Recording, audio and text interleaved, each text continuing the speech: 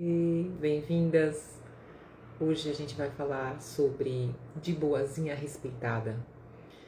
Essa live é um aquecimento para o evento transformador que a gente vai ter no dia 29 de maio às 20 horas. Aguardo vocês. Se inscrevam com o link na bio. Você vai lá, clica no link, preenche. Um evento 100% online, 100% gratuito. Entra no grupo do WhatsApp. Todo dia eu tô mandando áudios lá no grupo exclusivos. Aguardo vocês. Meu nome é Cíntia Carvalho. Vocês que não me conhecem, quem já me conhece já me segue aqui. Quem não segue, vem seguir. Esse perfil eu falo sobre ensinar mulheres a terem mais confiança na comunicação, para serem mais ouvidas em qualquer ambiente. Então, sem mais delongas, vou começar hoje falando sobre a mulher que é boazinha. Quem é a mulher boazinha? A mulher boazinha é aquela mulher que tem necessidade de agradar os outros para se sentir mais querida. É aquela mulher que tem dificuldade de se posicionar porque se sente insegura. Nós muitas vezes somos seguras em alguns ambientes e inseguras em outros. Mas eu digo que a gente não é compartimentada. A nossa cabeça não é compartimentada. Não existe uma pessoa que seja muito segura de verdade e fique muito insegura em algum ambiente. Essa pessoa está fazendo um esforço muito grande para demonstrar uma segurança naquele ambiente. Só que esse esforço, ele é muito caro para o nosso cérebro. Ele é muito custoso para a gente emocionalmente. Então, o ideal é que você construa a sua identidade e que você busque entender qual é a razão da sua insegurança, para que você se sinta mais confiante em qualquer ambiente. A mulher boazinha é aquela que muitas vezes engole o que queria falar, como se sente, para evitar decepcionar as pessoas. Certamente vocês já se viram em algum momento nesse papel. Qual é o problema? Qual é a armadilha de ser boazinha? De onde vem a mulher boazinha? A mulher boazinha, de onde nasceu? Ninguém nasceu boazinha. Você se tornou boazinha, a gente se torna boazinha por uma construção social. Pare para pensar quantas vezes você ouviu crianças, principalmente meninas, olha como ela é boazinha, e aí ela é boazinha, ela fica quietinha. Ah, e ela é, nossa, tão calminha. Certamente você vai lembrar de diversas situações que você viu isso ao seu redor. E essa mulher boazinha que vai sendo construída socialmente com essa necessidade de agradar para pertencer, isso vai criando programações mentais. Então, se eu entendo que todo mundo fala que, nossa, como ela é legal, que é boazinha, ah, fulana foi boazinha e você não foi. Ah, fulana foi uma boa menina e você não foi. Fulana foi quietinha, fulana, nossa, como ela é calminha. E aí a gente vai construindo essa percepção de que mulheres, meninas que são boazinhas, que se calam, que não colocam sua vontade para fora, são mais queridas. Porque o que é a mulher boazinha? O que foi a menina boazinha? Foi aquela menina que sempre buscou se encaixar no que as pessoas esperavam dela. Só que a gente nasce com a nossa essência, que é influenciada pelo ambiente, mas quanto mais a gente vai se moldando para caber, e isso na infância é inevitável, porque por uma questão até biológica, a criança precisa ter cuidadores. A criança depende dos seus cuidadores. Então ela vai se encaixar no molde em que as expectativas sobre ela são colocadas. Então, se a gente vai afirmando para essa menina que uma boa menina é mais querida, é mais bem aceita, é mais amada, ela vai internalizar que ela precisa ser essa pessoa para que ela sinta-se querida. E aí você chega na mulher boazinha. Então, o grande medo da mulher que tem essa, muitas vezes não é nem uma percepção, mas que tem essa atitude, esse comportamento, é medo de ser rejeitada, de ser criticada, de ser considerada difícil. Tudo isso são coisas que vão sendo internalizadas, como eu falei aqui em alguns momentos, né? Esses medos vão sendo bloqueios que a gente vai se colocando e que a gente deixa de perceber. esse é o grande perigo dos padrões de comportamento, porque eles influenciam a nossa comunicação sem que a gente perceba, sem que a gente note tão diretamente que aquilo está acontecendo, que existe aquele motivo por trás do que a gente está fazendo e falando. Então, um exemplo, uma situação que aconteceu comigo foi de uma cliente que falou: nossa, mas eu tenho medo de que se eu falar de verdade o que eu penso, ninguém vai gostar de mim. Eu falei, vamos com calma. Falar o que você pensa não é falar o que vem à mente, de qualquer jeito, de qualquer forma. Existem formas de falar. Eu falo sobre... Eu acho que até existe essa expressão, sincericídio. Sincericídio é aquele sincera suicida, porque a pessoa acaba, na verdade, sendo uma pessoa agressiva, que usa de ser muito sincera, ser muito honesta, ser muito verdadeira, para agredir os outros. E não é disso que eu estou falando aqui.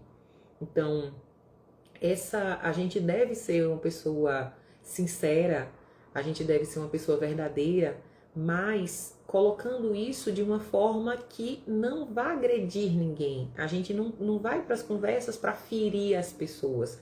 A gente vai para as conversas para buscar entendimento. A ilusão da mulher boazinha, que é essa crença que se a gente for mais suave, se a gente agradar mais, fizer mais a vontade dos outros, os outros vão gostar mais da gente.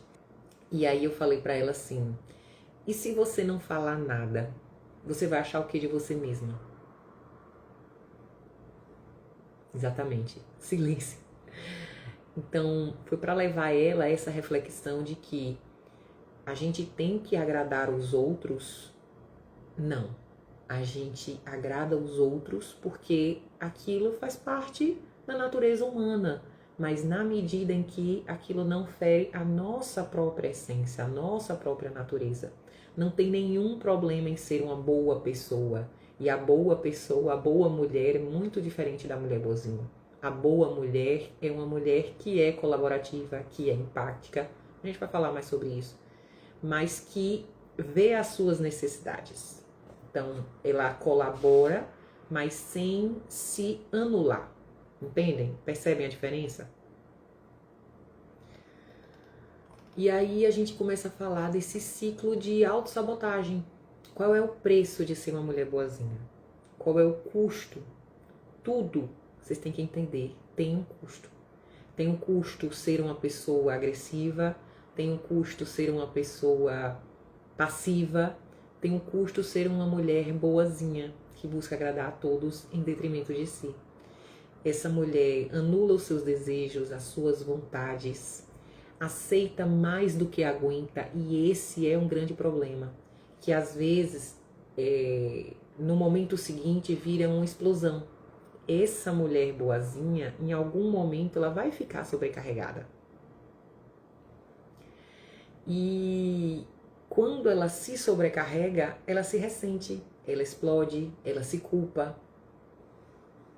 Uma coisa vai levando a outra, porque todos nós temos sentimentos, emoções.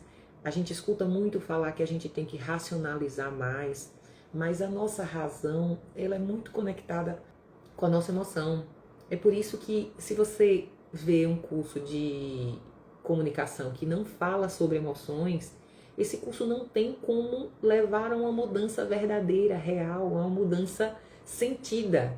Porque o que faz você se sentir seguro ou não, ter confiança ou não, é esse sentimento, é a emoção que você está sentindo naquele momento. Então, as coisas estão conectadas. É inevitável falar de inteligência emocional quando a gente fala de comunicação.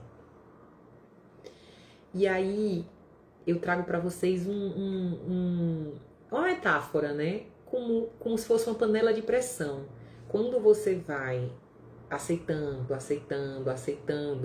né? A boazinha, tá todo mundo pedindo alguma coisa e você tá ali ajudando todo mundo. Panela de pressão. Uma hora, se você não solta o vapor, o que é que ela faz? E aí eu pergunto, você se identifica com esse ciclo? Você já se viu em situações em que você explodiu porque você estava tolerando, até que chegou um momento que você não aguentou. Isso aconteceu comigo, eu tenho certeza que aconteceu com muitas de vocês, e mesmo quando isso não é às vezes um padrão tão enraizado, em algum momento isso aconteceu, porque a gente tem que estar o tempo todo olhando para as nossas necessidades e limites. E aí às vezes eu escuto, mas eu não vou ser uma mulher egoísta. Essa geração de 20 e poucos anos, menos, em torno dessa casa, tem um padrão de criação, de modo geral, um pouco diferente do que a minha geração dos anos 80. Porque são filhos de pais que foram filhos de pais muito autoritários. A geração anterior, os avós dessas mulheres de 20 e poucos anos, eram avós muito autoritários. Os pais delas foram criados com muita repressão, que é a geração que eu fui criada, em que a gente não tinha voz, a gente não tinha vez, a gente tinha que obedecer, e obedecer na criança é importante, mas sem direito de questionar. O questionamento era visto como uma falta de respeito. E aí essa geração de filhos veio uma geração muito permissiva, porque quando você não entende aquilo que aconteceu com você e ressignifica e tenta entender melhor aqueles padrões, você vai para o caminho de negar, não aceitando. Então, nossa, ele foi muito autoritário. O que é que eu vou ser? Permissiva, boazinha, com filhos eu tô falando agora. Então a gente tem uma geração que acredita que tem direito, que o mundo deve a elas. Então, volta e meia a gente vê alguma situação falando, mostrando isso, né? É aquele adolescente, aquela mulher jovem que acredita que ela vai ter um trabalho, que ela tem que trabalhar muito pouco para ganhar muito, que ela tem direito de ter coisas, ganhar coisas dos pais. Essa geração é realmente uma geração que veio de pais muito permissivos, que não impuseram limites. Mas quando a gente fala de geração anos 80, a gente está falando de outro padrão de geração, de outro padrão de mulheres, que foram as mulheres que foram formadas por esses pais autoritários. As mulheres que foram formadas por esses pais autoritários têm uma tendência muito maior de serem essas mulheres boazinhas, que tentam se encaixar, que tentam silenciar a sua voz interior para pertencer àquele grupo. Como eu já coloquei algumas situações aqui para vocês, pertencimento é uma necessidade do nosso cérebro. O ser humano é um ser social. Nós temos necessidade de pertencer a esse grupo. Mas você tem que entender que você não tem que pertencer de qualquer forma. Que você não tem que pertencer se violentando. Você não tem que pertencer sendo uma pessoa que na verdade não é a sua identidade de boazinha, simplesmente por medo de perder, de afastar. Qual é o custo disso para você, como eu falei? E aí a gente começa a perceber esses sinais no corpo. Corpo e mente são muito mais conectados do que a gente foi levado a crer. Então, angústia, tensão, irritação, raiva. Quando isso se torna coisa que você vê que agiu desproporcionalmente naquela situação pontual, muitas vezes é porque você já vinha silenciando aquilo antes. Então, se eu tenho um comportamento reiterado de me silenciar, de não falar o que eu estou pensando, com medo de desagradar, eu vou acumular. Eu vou... mas eu não explodo. Você vai implodir. Implodir é explodir para dentro. Então, certamente vocês conhecem alguém que tem gastrite nervosa, alguém que tem uma doença de pele, alguém que tem um problema autoimune, coisas que estão muito conectadas às nossas emoções. Um problema de, como eu estava falando, por exemplo, que eu tenho uma conhecida muito próxima que tem gastrite nervosa. Gastrite nervosa vem de onde? E uma coisa que é muito importante falar para vocês. Às vezes, muitas vezes, as mulheres falam assim, mas eu sou assim. Você não é assim porque você não nasceu assim. Você está assim. Mas essa é a minha personalidade, a forma que eu fui construída a vida toda. Será? Será mesmo? Será que isso não é a sua identidade, a forma como você está se percebendo? Porque essa mudança na nossa própria identidade é muito mais fácil de ser construída, de ser reformulada do que uma mudança na identidade. Mas isso é um assunto mais aprofundado. Estou pincelando aqui com vocês para que vocês, quando você sair da sua boca, eu sou assim mesmo, esse é meu jeito. Será? Para pensar mais um pouco. Então, aí entra o primeiro passo, que é tomar consciência. Você tomar consciência do seu padrão de comportamento. Você tomar consciência de como você age. Porque a grande maior parte dos nossos comportamentos, eles vêm do nosso subconsciente. Ai, Cíntia, o que é isso? Existe, o nosso cérebro, a gente tem acesso a muitas informações, né? Muitas coisas estão acontecendo ali na nossa vida, ao nosso redor. E ele não consegue dar conta de tudo, de absorver tudo aquilo. Então o cérebro filtra, ficam aquelas coisas no seu consciente, em torno, se estima, de 5% do que a gente tem contato fica no nosso consciente, que a gente sabe que está fazendo porque a gente está fazendo.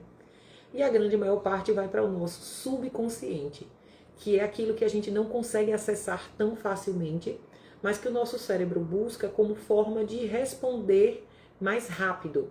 Porque isso que a gente chama de consciência, de força de vontade, ele leva um tempo um pouco maior, ele gasta mais energia. Então, mas é um tempo rápido. Mas para o nosso cérebro isso faz diferença. Então ele vai buscar o padrão já conhecido. Ele vai no nosso subconsciente buscar aquilo que já está internalizado como funciona. Então eu sou uma menina que aprendi que, nossa, uma menina boazinha é a menina que todo mundo gosta. Então eu vou me tornar uma mulher boazinha que todo mundo gosta, que tem medo de ser rejeitada, que agrada os outros com essa preocupação de deixar de pertencer. E aí você tem que se perguntar, se você aceita fazer as coisas que estão lhe pedindo, porque você entende que dá para fazer, que tá tudo bem, que tá ok, que vai ser bacana, ou porque você tem medo da consequência de dizer não. Então, por que é tão importante a gente começar pela identificação? Porque você não muda o que você não vê, o que você não sabe. Não tem como. Então, há uns anos atrás, a gente não sabia que... Vou dar um exemplo maluco que me veio aqui. Quando eu era criança, existia um veneno que era usado para matar insetos, alguma coisa assim. E não existia remédio de piolho, como existe hoje, shampoo que você usa tranquilamente e tal. E as mães usavam esse veneno na cabeça, enrolavam em uma touca para matar o tal do piolho, para não cortar o cabelo da menina. E eu fui uma dessas meninas. E depois, mais tarde, fazendo uma matéria que chamava Direito Ambiental, o professor foi e falou de casos de câncer no cérebro, câncer por conta do uso desse veneno na cabeça. Olha que loucura. Por que eu estou falando isso? Porque minha mãe jamais faria aquilo se ela sonhasse que teria aquela consequência. Mas como todo mundo fazia, na época não tinha esses shampoos que a gente usa hoje, que não precisava cortar o cabelo. Então, uma menina, uma coleguinha pegou na escola, uma passou o pente para outra, todo mundo pegou, ninguém sabe de onde veio. A gente usava o tal do veneno na cabeça porque não sabia que ele fazia mal. Sabia que ele fazia mal, óbvio, se tivesse essa ingestão. Mas minha mãe não fazia a menor ideia de que ele fazia mal, que ele poderia fazer mal anos depois. E aí vem a história de, se você não sabe, o que você vai fazer? Então, no nosso comportamento é a mesma coisa. Se você não sabe que um determinado comportamento, um determinado padrão está associado aqui no seu subconsciente, como é que você vai mudar? Não vai. A gente não muda o que a gente não conhece. E aí vem a importância de você entender que tomar consciência é reconhecer as situações, perceber os sinais, como eu falei, sinais no corpo, porque o corpo da gente fala. Então você vai perceber, tentar identificar sabe aquele mal-estar, um embrulho no estômago, um ombro pesado. Eu, quando, né, tem momentos, fico com essa tensão aqui. Então aí eu já digo, peraí, eu tenho que olhar para isso aqui. O que está acontecendo? Porque essa tensão aqui não veio do nada. De onde é que está vindo isso aí?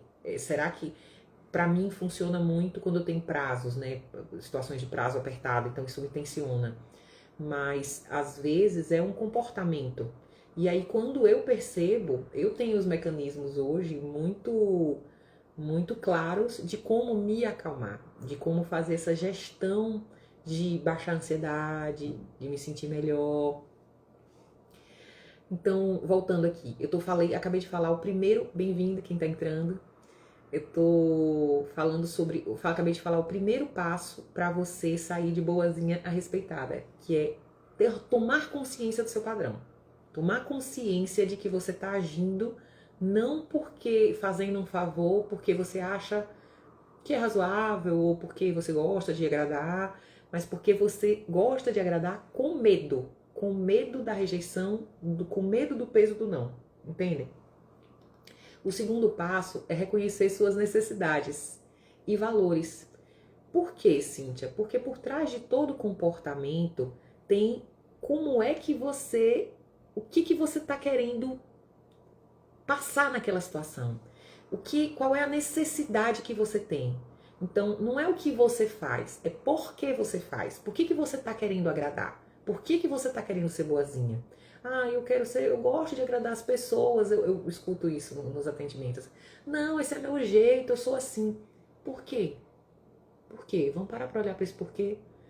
Por trás do que você faz, tem uma necessidade. Qual é a sua necessidade? E aí eu vou, às vezes, ajudando, porque a mulher, quando ela não tem essa consciência, ela não consegue nem construir esse caminho de perceber.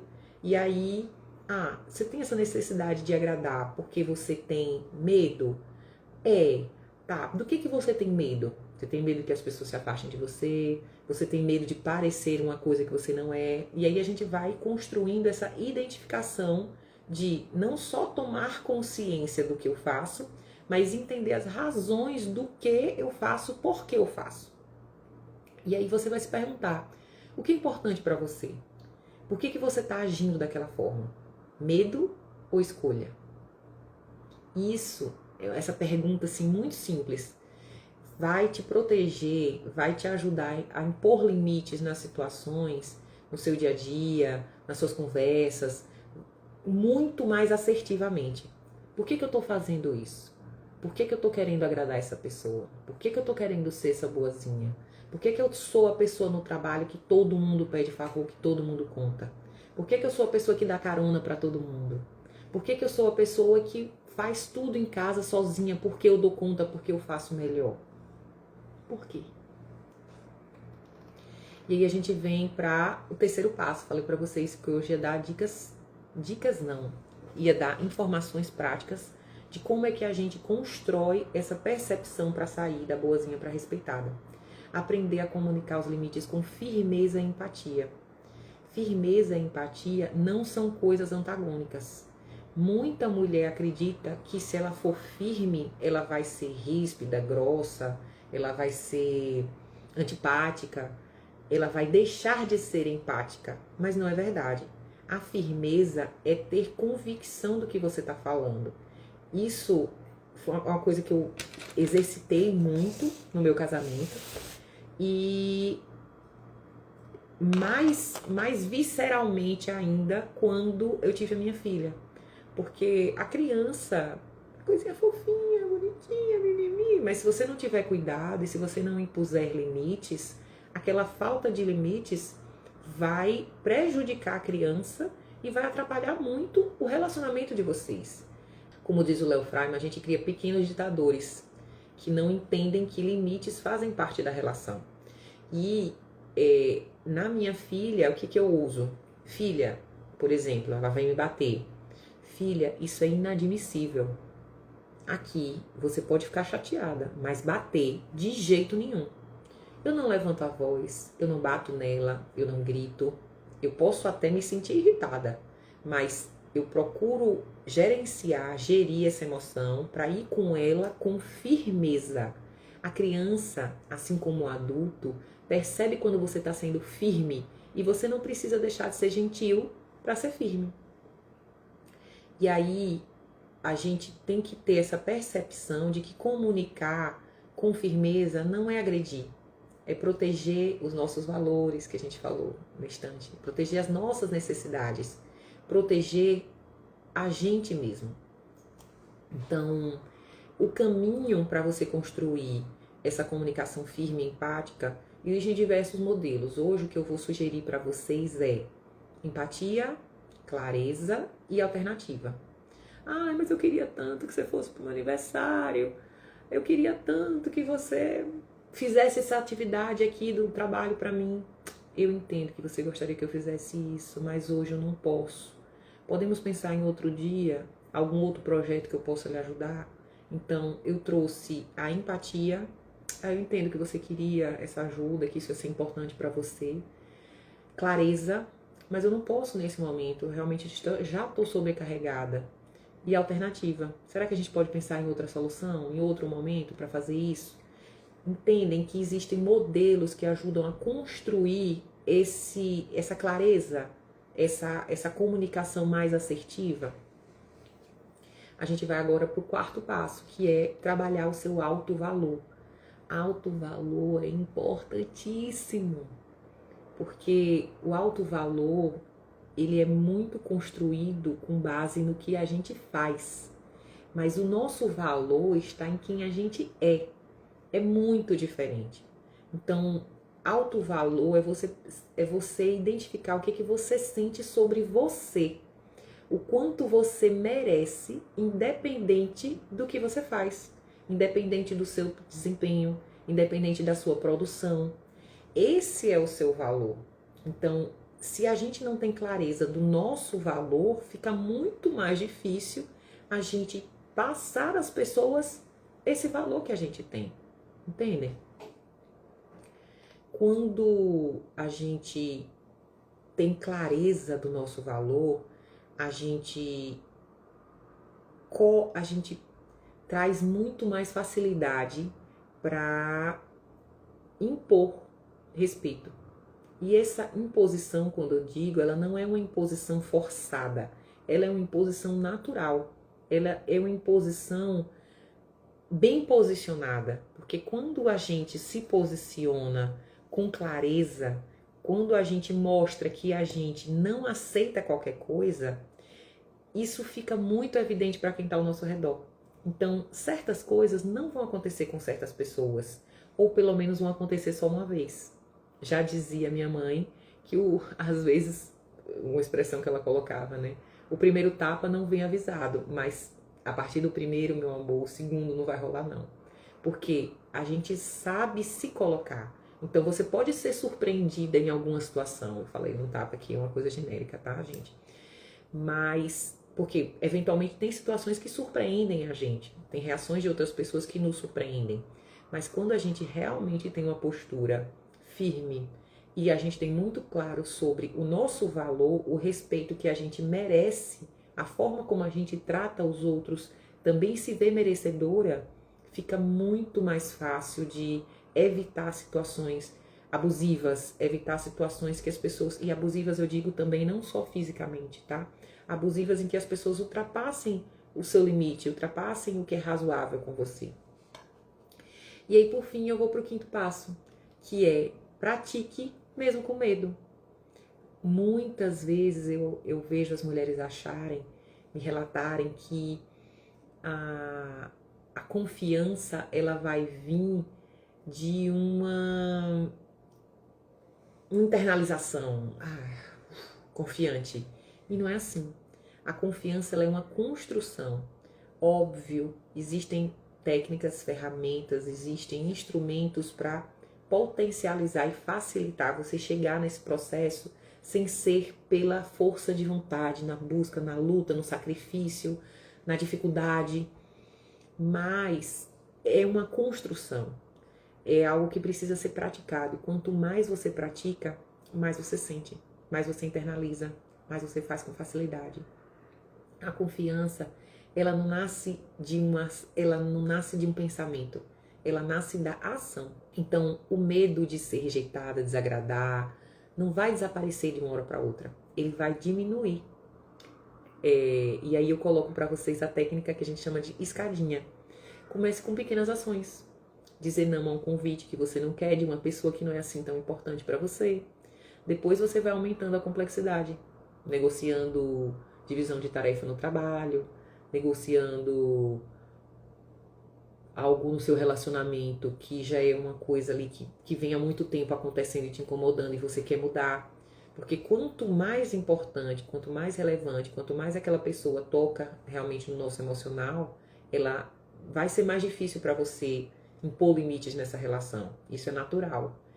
Por isso que essa técnica da escadinha é algo que mostra que a gente vai construindo passo a passo. Você vai subindo os degrauzinhos e você vai chegar lá. Então, você não precisa estar 100% segura para agir. Você precisa agir para se sentir mais segura. Olha, você não precisa estar 100% segura para agir. Você precisa agir para se sentir mais segura. Para pensar nessa frase. O poder que isso tem, mostrando que a ação, as pequenas ações, o dia a dia, a coisinha ali de cada vez vai fazendo diferença na mulher que você vai se tornando. E é isso, gente. Então aí os nossos 5 passos, eu vou repetir, que são tomar consciência, perceber, identificar, nossa, eu tô sendo boazinha porque eu tô com medo.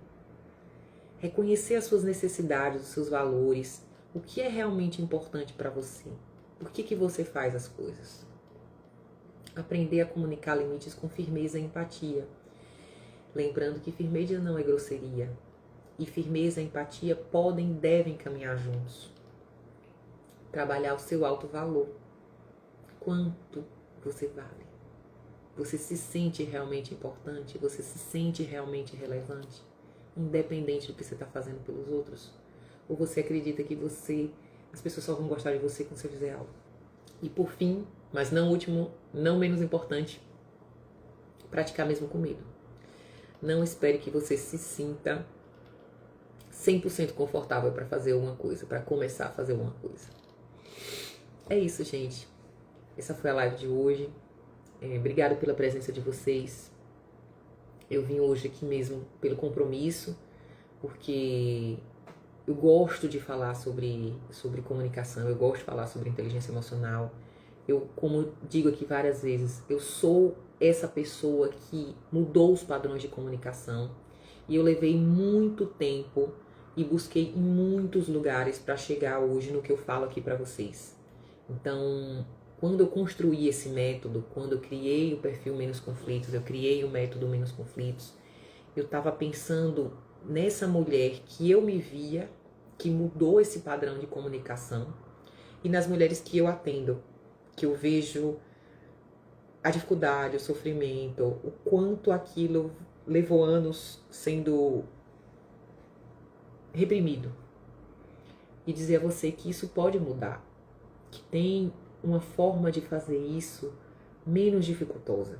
É por isso que eu vou dar essa aula, que eu estou chamando de verdadeiro evento transformador, no dia 29 de maio. O link está aqui na bio. Você se inscreve lá, vai no grupo do WhatsApp e você vai ficar sabendo. A gente está fazendo um aquecimento, mostrando ali as coisas um pouco do que vai ser falado no dia 29. Para você entender que tem método para facilitar. E que você não precisa ficar sendo para sempre o que você está sendo hoje. Você não precisa para sempre repetir os seus padrões. Você não precisa agradar todo mundo para sentir que você é respeitada. Então, olá! Eu estou encerrando aqui a live. Hoje eu estou com um resto de tosse, de gripe. Mas agradecer a presença de vocês. Link na bio, se inscreve lá no dia 29. A raiz da confiança na comunicação. Você pode ser uma mulher mais assertiva, mais clara, mais confiante, que entende mais como você se sente. Eu levei muito tempo para construir esse método, eu estudei muito, eu li muito sobre inteligência emocional, comunicação, psicologia das emoções, neurociência do comportamento, como é que a mente da gente funciona, para construir algo que realmente fizesse sentido e encaixasse de acordo com o seu perfil. Aguardo vocês. Boa noite.